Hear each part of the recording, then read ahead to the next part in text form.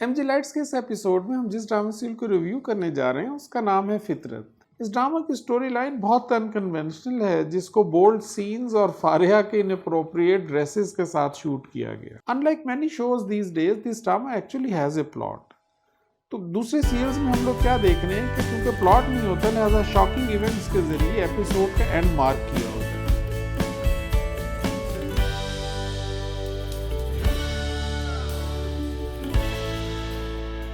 دوستو میں ہوں سولت اور آپ دیکھ رہے ہیں آپ کا اپنا channel media grapevine lights, also known as M G lights.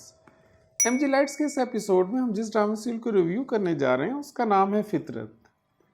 Jio T V پہ ٹیلی کاسٹ ہونے والے اس ڈرامہ کی پاپولیرٹی کا اندازہ آپ اس بات سے لگائیے کہ اس کے پہلے ایپیسوڈ کو صرف یوٹیوب پہ 40 لاکھ سے زیادہ مرتبہ دیکھا گیا۔ اس پاپولیرٹی کی بہت بڑی وجہ اس ڈرامہ کا یونیک اسکرپٹ ہے، جس کو اگر ون لائن میں ایکسپلین کرنا چاہیں تو ہم یوں کہہ سکتے ہیں کہ how bad intentions and shortcuts might lead you to dreadful consequences۔ اس پلاٹ کو لے کے جو بہت انٹرسٹنگ اور فاسٹ پیس اسکرپٹ لکھا گیا، اس کے لیڈ رولز میں ہمیں یہ ایکٹرز نظر آئے: صبور علی ایز فاریہ، زباب رانا ایز رافعہ، ان کے علاوہ علی عباس ایز شہباز اور زین بیگ ایز ارباز۔ ان کے علاوہ ہمیں سپورٹنگ کاسٹ میں بہت سے سیزنڈ اور سینئر ایکٹرز بھی نظر آئے۔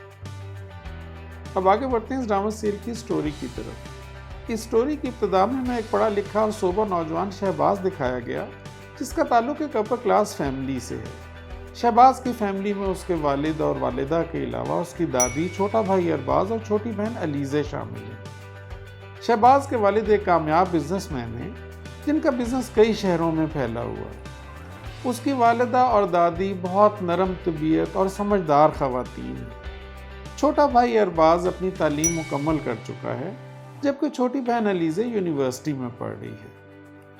انہیں سیپریٹ سٹوری لائن ہمیں ایک خوبصورت اور نوجوان لڑکی فاریہ سے ملوایا جاتا ہے، جس کا تعلق ایک مڈل کلاس فیملی سے ہے۔ فاریہ کی فیملی میں اس کی والدہ نادرہ بیگم کے علاوہ اس کی چھوٹی بہن رافعہ اور حارث شامل ہیں۔ فاریہ کی والدہ نادرہ بیگم اپنے طور طریقوں سے قدرے غیر روایتی خاتون نظر آتی ہیں اور وہ ایک فیکٹری میں ملازمت کرتی ہیں۔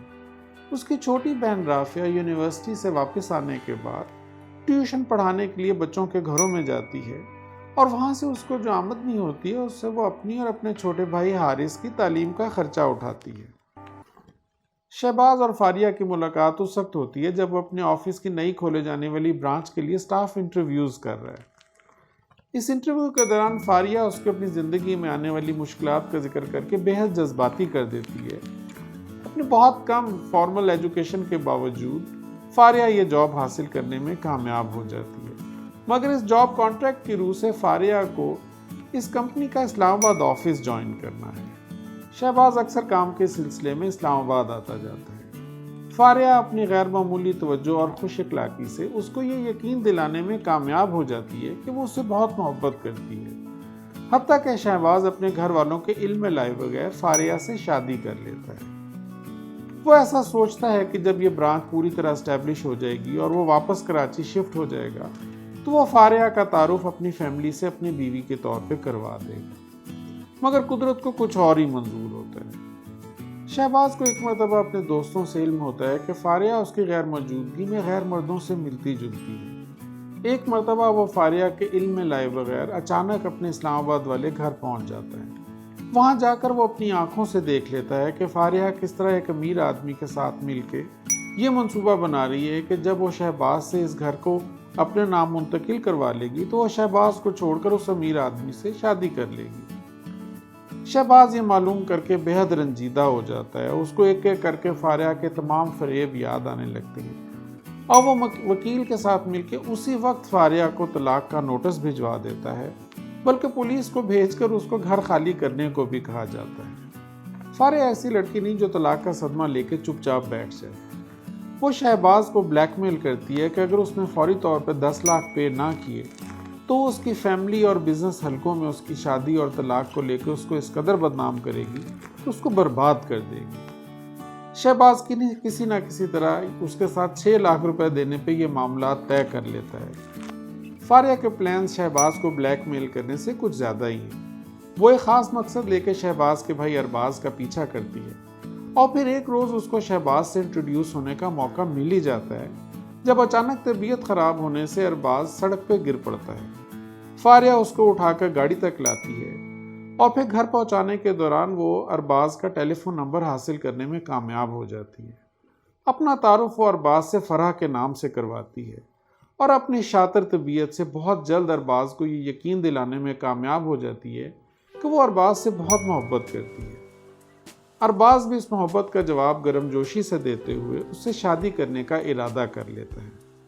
ارباز کے والدین جو اپنے بیٹے کی طبیعت خرابی سے قدرے پریشان ہیں، اس کی پسند کو قبول کرتے ہوئے فارحہ سے اس کی شادی طے کر دیتے ہیں۔ شادی کی شرائط میں فارحہ ارباز کے والدین سے ایک مکان اور 1,00,000 روپے جیب خرچ کا مطالبہ کرتی ہے۔ ارباز کے والدین اس شرائط کو لے کے تھوڑا حیران ہیں، مگر پھر وہ یہ سوچ کے مطمئن ہو جاتے ہیں کہ لڑکی کے والدین کو پورا حق حاصل ہے کہ وہ اپنی بیٹی کا تحفظ یقینی بنائیں۔ فارحہ یہ تمام معاملات اس طرح طے کرتی ہے کہ نکاح سے پہلے شہباز اور اس کا آمنا سامنا نہیں ہو پاتا، اور نکاح کے بعد جب شہباز کو اس حقیقت کا علم ہوتا ہے تب تک بہت دیر ہو چکی ہوتی ہے۔ فارحہ ان کے گھر میں آنے کے باوجود شہباز سے اپنے تعلقات کو نہیں بھولی۔ فارحہ کو جب بھی موقع ملتا ہے وہ شہباز کو یہ یاد دلانا نہیں بھولتی کہ وہ یہاں پہ صرف شہباز اور اس کے خاندان کو تباہ کرنے کے لیے آئی ہے۔ شہباز بدنامی کے خوف سے یہ بات کسی کو نہیں بتا سکتا کہ فارحہ کی انٹینشنز اس کو اور اس کی فیملی کو لے کے کس قدر خوفناک ہیں۔ شادی کے بعد فارحہ اپنی اصلیت دکھانا شروع کرتی ہے۔ چھوٹوں بڑوں سے بدتمیزی ایک معمول کی بات ہے جس کی وجہ سے تمام گھر والے بہت پریشان ہیں۔ ارباز ایک سادہ طبیعت نوجوان ہے اور فارحہ کو اس میں کوئی بہت زیادہ دلچسپی بھی نہیں ہے۔ اسی دوران ایک معمولی سی بات پر سرزنش کی وجہ سے فارحہ گھر چھوڑ کر جانے کا ارادہ کر لیتی ہے۔ ارباز کے لاکھ سمجھانے کے باوجود وہ اپنا ارادہ تبدیل نہیں کرتی اور اپنا بیگ لے کے سیڑھیوں کی طرف بڑھ جاتی ہے۔ ارباز ہائپر ٹینشن کی وجہ سے فٹ میں چلا جاتا ہے اور بے ہوش ہو کر زمین پہ گر پڑتا ہے۔ جب اس کو ہسپتال لے جایا جاتا ہے تو فارحہ گھر چھوڑ کر جانے کا ارادہ تو کینسل کر دیتی ہے، مگر ارباز کی عیادت کے لیے ہاسپٹل جانے کے لیے وہ اب بھی تیار نہیں۔ ارباز کی والدہ جب اس کو سرزنش کرتی ہیں تو وہ ان کو یہ بتاتی ہے کہ میں آپ کے بیٹے کی بیوی ہوں اور ڈاکٹر نہیں جو اس کا علاج کروں، اور میں جانتی ہوں کہ اس کی عیادت کے لیے بہت سارے لوگ آلریڈی ہاسپٹل میں موجود ہیں۔ یہ کہہ کے وہ ان کو کمرے سے جانے کو کہتی ہے اور اندر سے اپنے کمرے کا دروازہ لاک کر دیتی ہے۔ تو ویورز، یہ تھی اس ڈرامہ کی اب تک دکھائی جانے والی سٹوری۔ اب آگے بڑھتے ہیں اس ڈرامہ سیریل کے ریویو کی طرف۔ اس ڈرامہ کی سٹوری لائن بہت انکنونشنل ہے، جس کو بولڈ سینز اور فارحہ کے انپروپریٹ ڈریسز کے ساتھ شوٹ کیا گیا۔ ہم یہ نہیں کہتے کہ فارحہ کا جو کیریکٹر ہے اس کو ایک آرڈینری ہاؤس وائف کے ڈریس کوڈ میں ہونا چاہیے یا بیہیویئر کی لمٹس میں رہنا چاہیے، لیکن بہرحال یہ اس معاشرے کے لیے بہت زیادہ نیا ہے، اور آج کل دکھائے جانے والے چند دوسرے ڈرامہ کے ساتھ اگر دیکھا جائے تو گریجولی ہم اس طرف بڑھ رہے ہیں جہاں پہ ہمیں یہ احساس ہو رہا ہے کہ بہت جلد ٹی وی ڈراماز کے لیے بھی ایک سینسر بورڈ قائم کرنا ہوگا جو غالباً ڈراماز کو PG-13, PG-15 یا PG-18 میں کلاسیفائی کرے گا، اور پھر ان کے لیے ایک late night air time select کیا جائے گا کہ یہ ڈرامہ ایک خاص وقت کے بعد ٹی وی پہ دکھائے جانے چاہیے، جیسا کہ عموماً ویسٹرن کنٹریز میں ہوتا ہے، یا پھر بینگ اے کنزرویٹو اور ایسٹرن کنٹری ہونے کی وجہ سے ہمیں کانٹینٹ کے اوپر بہرحال تھوڑا سا چیک رکھنا چاہیے۔ اس ڈرامہ کے اندر کچھ ایسے سین بھی دکھائے گئے جیسے فارحہ کی جو والدہ ہیں نادرہ بیگم، انہوں نے اپنے کزن یا لور جو بھی تھا اس سے سیکرٹ میرج کی جس کا کسی کو پتہ نہیں، and then she gave birth to a child.